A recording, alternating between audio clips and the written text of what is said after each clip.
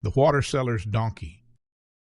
Once there was an old water seller who owned an exhausted, emaciated donkey. The poor man barely earned a living by selling water door to door. For this reason he did not have enough money to buy his donkey grain. The poor donkey, which had open wounds on its back from the heavy loads it carried, could not find any dry grass or straw, much less barley. When the Sultan's stable keeper saw the donkey's state, he felt sorry for it. "Why does this poor animal look like this?" he angrily asked his friend, the water seller. The old man replied, "Ah, sir, I can barely fill my own stomach. How am I supposed to find food for my donkey?" The Sultan's stable keeper said, "Give me this donkey for a few days and let him regain his strength in the Sultan's stables." The man gave him his donkey, and the keeper took it to the Sultan's stables, where he tied it up. In amazement, the poor donkey watched the beautiful, supple Arabian horses, whose food in the stables was plentiful. When the donkey saw this breed of horse, which was fed with straw, barley, and many different kinds of fodder, he looked at himself and said bitterly, "Oh, my lord, why don't you give me these horses comfort and lifestyle? Why is torment and trouble just for me? I can't even stand in one spot because of the painful wounds on my back. My stomach is empty. I feel wretched, yet they enjoy such abundance and plenty." One morning, as the donkey was wallowing in this state of self-pity, voices shouting, "War has broken out," were heard. The Arabian horses were saddled, bridled, and made ready for battle. While the donkey trotted around alone in the stables, the horses were taking part in a fierce war.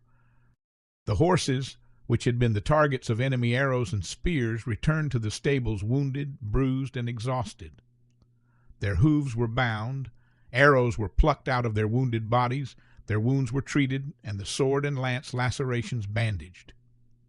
When the donkey saw the horses in this most miserable plight, some grievously wounded and others dying, he was thankful for his own state and prayed, "O Lord, I accept my poverty and hunger. It's enough that you keep me far from this difficult duty, that you don't subject me to the toils of war. I don't want lots of food and all the luxury of the world, nor do I need arrows and spears being extracted from my wounds." This story of the water seller's donkey, inspired by the great Muslim scholar Mawlana Rumi, offers several profound lessons. The first lesson is gratitude. The donkey looked at the well-fed and well-groomed Arabian horses in the Sultan's stables and felt bitterness. It wondered why its life was filled with hunger and exhaustion, while the horses enjoyed abundance. But later, when the horses were sent to war injured and bruised, the donkey realized that its simple, difficult life was a blessing. It thanked Allah for its humble state and accepted its condition with contentment. The second lesson is contentment with what Allah has decreed. The story shows us the importance of being content with the role Allah has assigned us. Each person and creature has a unique purpose in life, and questioning Allah's wisdom in assigning our roles only leads to dissatisfaction. The donkey learned that having a humble role is better than desiring something beyond its capacity. The third lesson is understanding blessings come with their challenges. At first, the donkey envied the strong and well-fed horses. It saw their comfort and ease and wished for the same. But after witnessing the harsh realities of war, the donkey understood that those things come with trials and difficulties it was not prepared for.